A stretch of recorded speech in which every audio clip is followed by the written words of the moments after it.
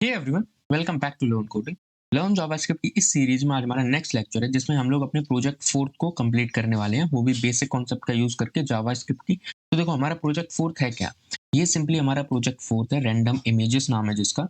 जब हम इसको रिफ्रेश करते हैं तो इसमें नई रैंडम इमेजेस आ जाती हैं 6, क्योंकि इसमें कॉलम्स हैं 6 इमेजेस की जगह, तो 6 इमेजेस इसमें आ जाती हैं रैंडमली जनरेट होने। और देखो फिर से रिफ्रेश करते हैं तो फिर से रैंडम इमेजेस आ जाती हैं, और नीचे लोड मोर एक बटन है, अगर इस बटन पे हम लोग क्लिक करते हैं तो 6 नई इमेजेस इसमें ऐड हो जाती हैं, ठीक है, रैंडम वाली। और फिर से जब इस पे क्लिक करते हैं तो फिर से 6 नई इमेजेस आ जाती हैं, एंड जब इसको फिर से रिफ्रेश करते हैं तो हमारे स्क्रीन पे केवल 6 इमेजेस बचती हैं और वो रैंडम है, ठीक है। तो चलते हैं अपने वीएस कोड पे सबसे पहले और फाइल को क्रिएट करते हैं। ये हमारी फाइल होने वाली है प्रोजेक्ट 4 रैंडम इमेजेस। अब हम इसमें अपनी एचटीएमएल फाइल बनाते हैं, क्योंकि सबसे पहले काम तो एचटीएमएल पे ही करना है ना, index.html। तो इसको यहाँ से हटाते हैं। और देखो कुछ लोग कमेंट्स कर रहे थे कि उनके पास ये लाइव जो प्रीव्यू है उसका बटन नहीं आ रहा था, तो क्या करते हैं, पहले एक्सटेंशन पे जाना है आप लोगों को और यहाँ सर्च करना है लाइव प्रीव्यू। लाइव सर्वर अलग है, इसको थोड़ा सा बड़ा करते हैं। लाइव प्रीव्यू ये वाला जो माइक्रोसॉफ्ट का है, इसको आप लोगों को इंस्टॉल करना है। मेरे पास इंस्टॉल है तो यहाँ अनइंस्टॉल का ऑप्शन आ रहा है, आप लोगों को इंस्टॉल करना है इससे यहाँ से।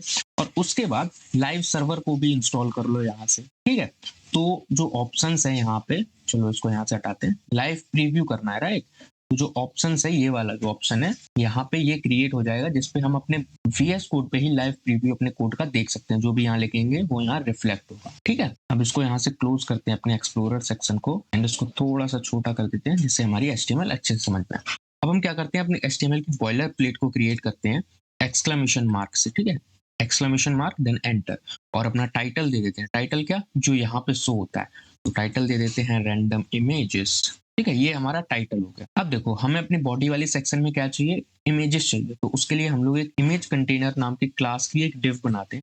इमेज कंटेनर, ये हमारी क्लास का नाम हो गया, डॉट लगा के इसको बना रहे हैं, और उसके बाद एंटर करेंगे तो डिव हमारी क्रिएट हो जाएगी। अब इस डिव में हमें क्या चाहिए, कुछ इमेजेस चाहिए। अब रैंडम इमेजेस चाहिए तो उसके लिए हम क्या करेंगे, एक वेबसाइट का यूज करेंगे। जब अपने ब्राउजर पे आओगे तो यहाँ पे सर्च करना है रैंडम पिक्सम। जब इसको सर्च करोगे तो सबसे जो फर्स्ट वाली वेबसाइट है, यहाँ पे इसको क्लिक करना है रैंडम पिक्सम पे, एंड देन हम लोग अपनी वेबसाइट पे आ जाएंगे। ये क्या वेबसाइट करती है, ये रैंडम इमेजेस जनरेट करती है। देखो जैसे ये वाली जो यूआरएल है, इसको कॉपी करते हैं, यहाँ से कॉपी करते हैं, एंड देन यहाँ पे पेस्ट करते हैं अपने नए टैब सेक्शन में। देखो ये क्या करेगी, एक रैंडम इमेज जनरेट करेगी, और दोबारा इसको यहीं पे पेस्ट करते हैं। देखो फिर से पेस्ट की, एंड फिर से एंटर, तो नई इमेज जो है वो जनरेट हो गया। और इसका रेशियो का है 200 पिक्सल बाई 300। देखो यहाँ पे रेशियो भी दिया गया है इसका।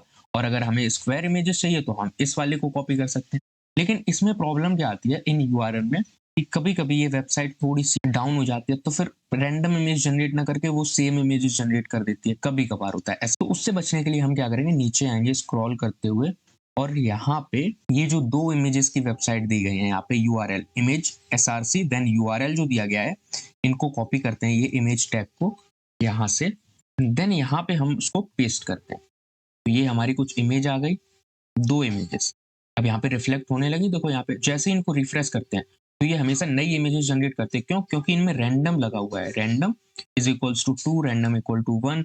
अगर हमें और इमेजेस चाहिए तो हम इसको सिंपली यहाँ से कॉपी कर सकते हैं। 3 इमेजेस हो गई, चलो 3 आ जाओ, यहाँ पे 3 आ गई इमेजेस। लेकिन अब ये सेम है दोनों, क्यों, क्योंकि इसका रैंडम 2 है, इसका भी रैंडम 2 है। इसको यहाँ से 3 कर दो, यहाँ से अब अलग अलग हो जाएंगे। देखो अलग अलग हो गई इमेजेस, ठीक है। और चाहिए, जैसे हम यहाँ पे 4 रखते हैं तो, और यहाँ पे भी 4 कर देते हैं, देन एक और 5, एंड देन एक और 6 रखते हैं, यहाँ पे कर दो 6, ठीक है। ये हमारी 6 इमेजेस आ गई अपने वेबसाइट पे। और हमें क्या चाहिए, देखो इमेजेस के अलावा एक हमारी बटन भी थी, तो इस डिव के बाहर हम एक बटन टैग बनाते हैं, बटन डॉट बीटीएन क्लास, और इसका हम लोग जो कंटेंट रखते हैं, टेक्स्ट कंटेंट, वो रखते हैं लोड मोर, ठीक है। ये हमारी बटन क्रिएट हो गई, क्लास जिसकी बीटीएन है। देखो यहाँ पे ये बटन भी हमारी आ गई। ओके, इसको रिफ्रेश करते हैं, कभी कभी ये प्रॉब्लम करने लगता है। लाइव प्रीव्यू बटन आ गई। ये हमारा HTML का काम था जितना, वो सभी हो चुका है। अब हम चलते हैं अपने CSS का काम करने। तो सबसे पहले फाइल को क्रिएट करते हैं अपने CSS की। इसी प्रोजेक्ट के अंदर एक फाइल बनाते हैं style.css। ये हमने फाइल बना ली, और अपनी फाइल को यहाँ पे रिफ्लेक्ट करने के लिए हम क्या करेंगे, टाइटल के नीचे लिंक टैग के थ्रू अपनी फाइल को यहाँ पे लिंक करेंगे, और उसका रेफरेंस क्या दे देंगे, हमारी फाइल का नाम जो है style.css, ये हमने दे दिया। अब जो भी हम यहाँ काम करेंगे वो इसमें रिफ्लेक्ट होने लगेगा, क्योंकि हमने अपनी CSS की फाइल को यहाँ पे इंटीग्रेट कर दिया। अब सबसे पहले इस डिफॉल्ट मार्जिन को यहाँ से हटाते हैं, वो हम करेंगे अपने यूनिवर्सल सिलेक्टर के थ्रू। सबसे पहले मार्जिन 0 कर देंगे, देन जो हमारी पैडिंग है उसे भी 0 एंड बॉक्स साइज़ जो है बॉर्डर बॉक्स कर दो।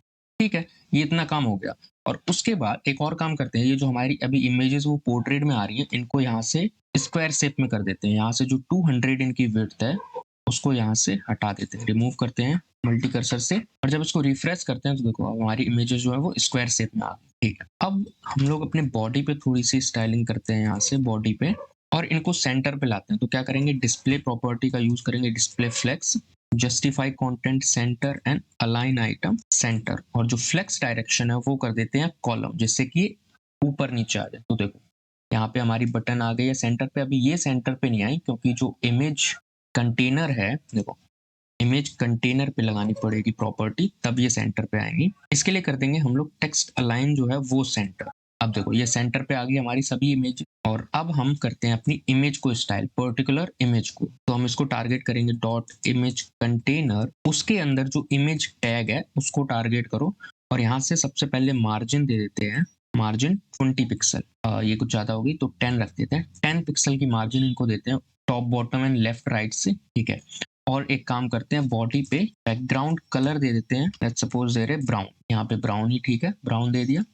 और उसके बाद इमेज की जो बॉर्डर रेडियस है उसको कर देते हैं 5 पिक्सल, ये थोड़े से कॉर्नर पे जो वो राउंड हो जाएंगे। अभी जब इनको रिफ्रेश कर रहे हैं तो देखो एक बैकग्राउंड नहीं आ रहा है इनमें कुछ, मतलब तुरंत इनविजिबल सा हो जाते हैं। उसके लिए एक काम करते हैं, बैकग्राउंड कलर इनका दे देते हैं बीजी कलर, वो लाइट ग्रे सही रहेगा। देखो अब जब इनको रिफ्रेश करते हैं फिर भी नहीं आ रहा, क्यों नहीं आ रहा, क्योंकि अभी हमने इमेज को अपनी विड्थ एंड हाइट नहीं दी।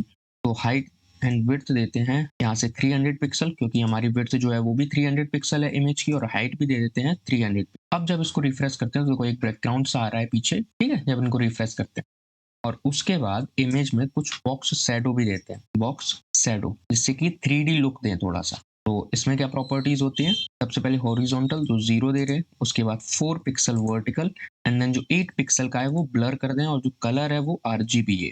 रेड की वैल्यू 0 एंड ग्रीन भी 0 एंड ब्लू भी 0, तो हमें ब्लैक मिल जाएगी शैडो। और उसके बाद जो ओपेसिटी है उसकी वो कर देते हैं 0.5, थोड़ी सी जो बॉक्स शैडो है वो रिफ्लेक्ट होने लगे। अभी इमेजेस का काम हो गया। अब चलते हैं अपनी इमेज जो हमारी बटन है उसको टारगेट करने। तो बटन की क्लास क्या है, डॉट btn।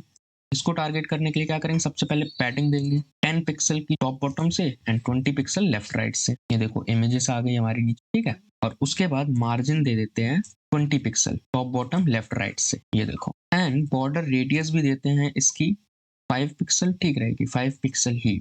और ये जो देखो बॉर्डर आ रहा है इसको हटाते हैं, बॉर्डर नन कर दें। बॉर्डर अब चला गया इसका, और जो इसका कलर है यानी बैकग्राउंड कलर वो रखते हैं स्लेट ब्लू। ठीक है, स्लेट ब्लू बैकग्राउंड दे दिया और जो टेक्स्ट कलर है वो कर देते हैं व्हाइट कर दिया। अब ये कुछ ऐसी बटन हमारी दिखने लगी।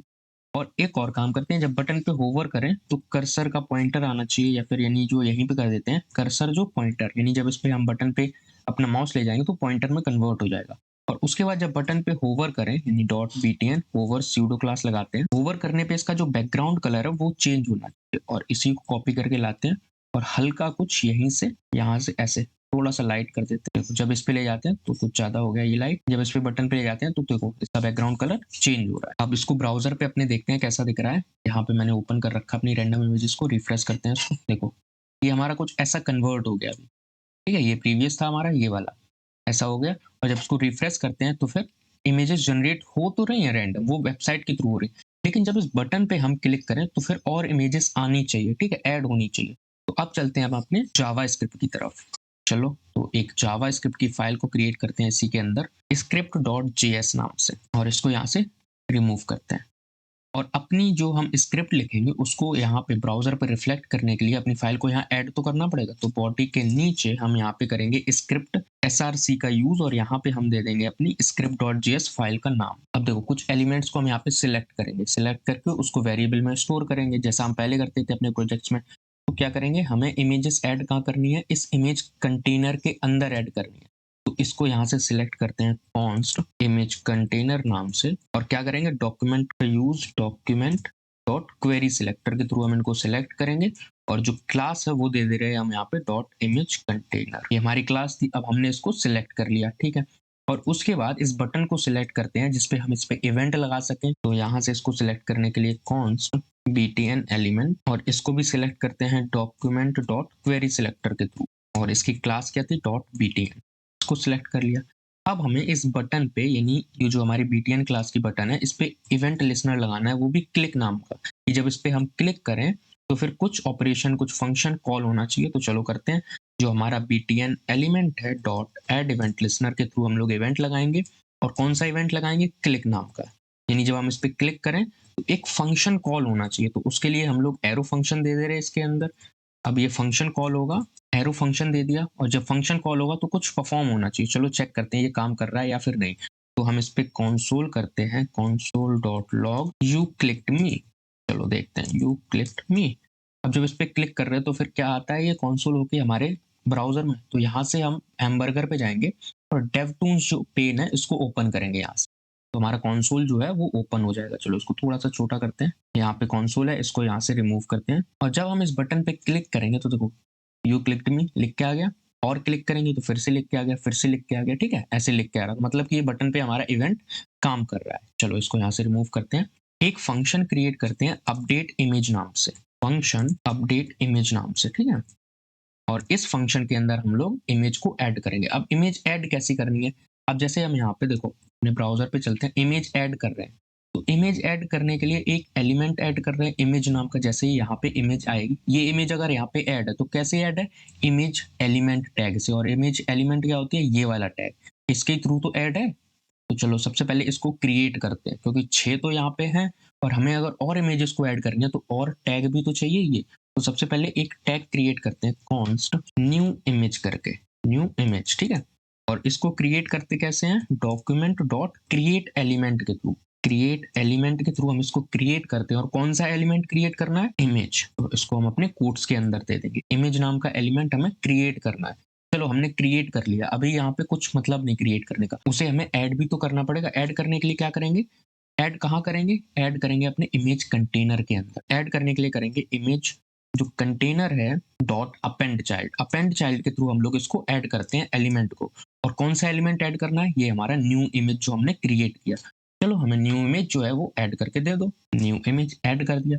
अब ऐड तो कर दिया, इमेज टैग भी बन गया, उसको ऐड भी कर दिया। लेकिन इमेज टैग के अंदर जो एसआरसी है उसे ऐड करना पड़ेगा, तभी तो इमेज जनरेट होके आएगी। तो एसआरसी के लिए हम लोग कैसे करेंगे ऐड, ये करने के लिए हम लोग करेंगे new image dot S R C is equal to, और हम दे देंगे यहाँ पे अपनी इमेज का सोर्स। सोर्स क्या है, इसी को कॉपी करके लाते हैं यहाँ से, और यहाँ पे इसको डबल कोट्स के अंदर अगर पेस्ट करें, और रैंडम इमेज 6 तक थी, तो लेट्स सपोज हम यहाँ पे 8 कर दे रहे हैं। और अब चेक करते हैं कि हमारी 8th जो इमेज है वो आ रही है। तो रिफ्रेश करते हैं यहाँ से, और इस फंक्शन को यहाँ पे कॉल भी तो करना पड़ेगा, अपडेट इमेज। जब इवेंट के अंदर कॉल करेंगे तभी तो ये फंक्शन रन होगा। जब इस पे क्लिक करते हैं तो देखो एक इमेज तो हमारी जनरेट होके आ गई। ठीक है, लेकिन जब हम दोबारा इस पे क्लिक करते तो सेम इमेज जनरेट होके आ रही। क्यों, क्योंकि ये जो रैंडम है वो 8 वाली इमेज बार बार जनरेट। तो इस रैंडम 8 को यहाँ से हटाने के लिए हम लोग क्या करेंगे, सबसे पहले तो इस कोट्स को हटाएंगे इन, और इसको जो सोर्स है हमारा उसको बैकटिक्स के अंदर रखेंगे। क्यों, क्योंकि यहाँ पे हम एक हार्ड कोड वैल्यू ना देके एक वैल्यू को जनरेट करेंगे, वो भी अपने डॉलर एंड स्ट्रिंग इंटरपोलेशन के साथ। और यहाँ पे जब हमें कोई नंबर जनरेट करना होता है तो हम मैथ ऑब्जेक्ट का यूज करते हैं, मैथ डॉट रैंडम। इसका एक सेपरेट वीडियो आएगा मैथ ऑब्जेक्ट के ऊपर, मैथ डॉट रैंडम। तो उसमें हम लोग बहुत अच्छे से समझाएंगे मैथ कैसे काम करता है, मैथ के कितने मेथड्स हैं, वो सब। ये क्या करता है, एक रैंडम नंबर जो है जनरेट करके देता है 0 से 1 के थ्रू। चलो यहाँ समझाते हैं ब्राउजर में, इसको इंस्पेक्ट करते हैं, कंसोल पे आते हैं और यहाँ लिखते हैं मैथ डॉट रैंडम। और जब इसको यहाँ से रन करते हैं तो देखो 0 से 1 के बीच में एक रैंडम जनरेट नंबर हो जाता है।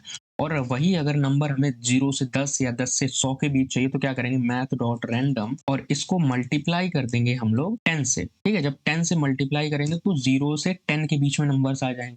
ठीक है, और इसे राउंड फिगर करने के लिए हम लोग क्या करेंगे, मैथ डॉट फ्लोर, ये एक मेथड है, इसके थ्रू हम लोग जो हमारा मैथ डॉट रैंडम था उसको राउंड फिगर में ला सकते हो। यहाँ पे पेस्ट कर दें मैथ डॉट रैंडम, और मैथ डॉट रैंडम को हम लोग मल्टीप्लाई कर रहे हैं 10 से, और फिर मैथ डॉट फ्लोर को बंद कर देंगे। और यहाँ से जब इसको एंटर करते हो तो देखो 3 आ गया। ठीक है, राउंड फिगर में आ गया। इसी को यहाँ से कॉपी करते हैं हम लोग और यहाँ पे पेस्ट करते हैं। ठीक है, अब ये क्या करेगा, 0 से लेके 10 तक के नंबर को जनरेट करके देगा। तो इमेजेस जो हैं वो सिर्फ 0 से 10 के बीच में ही जनरेट होंगी। हम ये नहीं चाहते। हम क्या करेंगे यहाँ पे 10 की जगह 1000 कर दें। मतलब कि अब 1000 तक कोई सा भी नंबर लेके आओ, उसके बाद वो रैंडम नंबर यहाँ पे शो करो और उसके बाद वो इमेज का एसआरसी में स्टोर करो और देन मुझे इमेज जनरेट करके दे दो। अब जब इस पे क्लिक करते हैं तो देखो रैंडम इमेज आई, फिर से किया तो इन दोनों से अलग इमेजेस आई, ठीक है? अलग इमेज आई। अब क्या है कि एक तो इमेज ऐड हो रही है यहाँ पे। अब हमें चाहिए कि 10 इमेजेस एक साथ आए। तो हम इसको सिंपली एक लूप के अंदर रख देंगे। देखो एक फॉर लूप बनाते हैं यहाँ पे। फॉर लूप का सिंटैक्स ये हो गया। उसके लिए क्या करेंगे?